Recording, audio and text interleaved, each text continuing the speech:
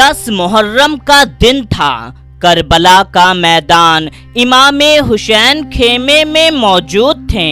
ये वो सुबह थी कि जिसका इंतजार आसमान और जमीन दोनों कर रहे थे। 3 दिन की मुकम्मल भूख और प्यास, छोटे छोटे बच्चों के सूखे हुए होंठ और सामने यजीद का हजारों का जालिम लश्कर।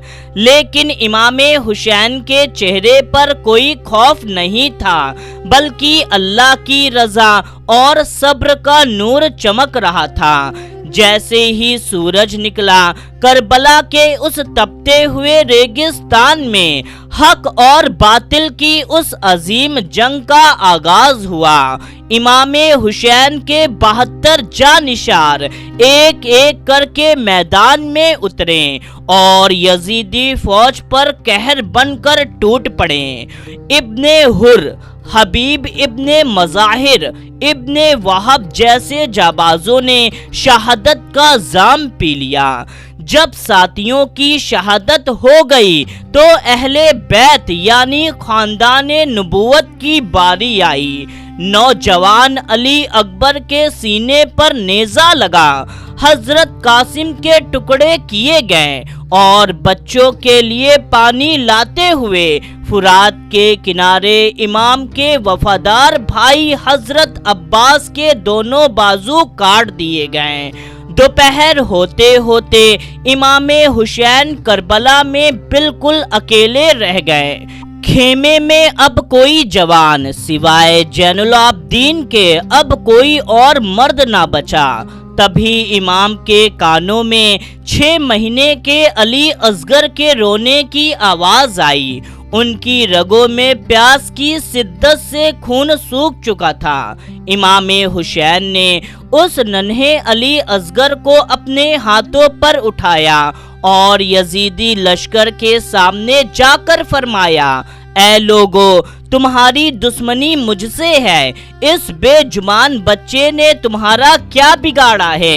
इसे सिर्फ 2 घुट पानी पिला दो। लेकिन यजीद के जालिम फौज ने रहम करने के बजाय हुरमुला नाम के दरिंदे को हुक्म दिया और उसने एक 3 भालों वाला जहरीला तीर चलाया।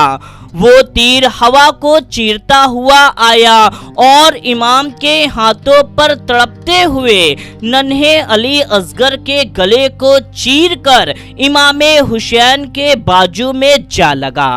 इमाम ने आसमान की तरफ देखा और चुल्लू में खून लेकर हवा में उड़ा दिया।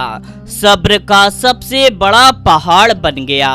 अब वक्त आ गया था इमाम आली मकाम के मैदान में उतरने का।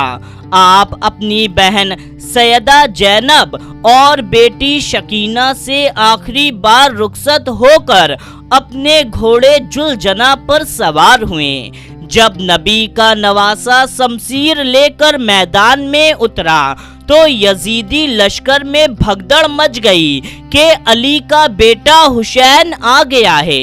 इमाम हुसैन ने ऐसी बेजिगरी से तलवार चलाई कि दुश्मनों को हजरत अली की जुल्फिकार याद आ गई। जो भी सामने आता जाता 2 टुकड़ों में बढ़ता जाता। यजीदी कमांडर उमर बिन साद खौफ से कांप गया और उसने हुक्म दिया कि एक साथ चारों तरफ से हमला किया जाए।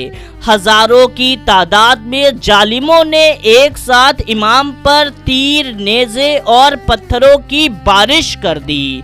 इमाम हुसैन का मुकद्दस जिस्म तीर से छल्ली हो गया। रिवायत में आता है कि आपके जिस्म पर अनगिनत जख्म थे। इमाम हुसैन जंग करते हुए नहरे फुरात पर पहुंच गए। चुल्लू में पानी लिया, सोचा 1 घुट पानी पी लूं। जैसे ही पानी लबों के पास आया तो जालिमों का एक तीर आकर के इमाम हुसैन की गर्दन पर लगा। गर्दन छलनी हो गई। इमाम ने वो पानी वापस दरिया में डाल दिया। बहुत ज्यादा खून बहने की वजह से इमाम हुसैन अपने घोड़े से जमीन पर आ गिरे। یہ عصر کا وقت تھا۔ کربلا کی زمین کانپ رہی تھی، آسمان کا رنگ سرخ ہو چکا تھا۔ امام حسین زخموں سے چور تھے، لیکن ان کے ہونٹوں پر اب بھی اللہ کا ذکر تھا۔ عشر کی نماز پڑھنے کے لیے امام نے نیت باندھی اور جیسے ہی اپنا خون سے لت پت سر کربلا کی اس تپتی ریت پر سجدے میں رکھ دیا اور عرض کیا، یا اللہ، تیرا حسین تیرے وعدے پر راضی ہے۔ اور اسی سجدے کی حالت میں جب نبی کے نواسے کا سر اللہ کے سامنے جھکا ہوا تھا، سمر نام کا ایک درندہ پیچھے سے امام کے مقدس گردن پر خنجر چلا دیا۔ آسمان سے خون کی بارش ہونے لگی، فرشتے چیخ پڑے اور کائنات نے دیکھا کہ حسین ابن علی نے اپنا سر کٹا دیا، لیکن باطل کے سامنے سر نہیں جھکایا۔